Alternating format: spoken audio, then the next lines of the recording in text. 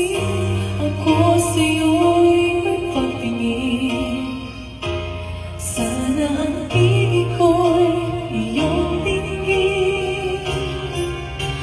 Ako ngayon hindi mapalagay, pagkat ang puso ko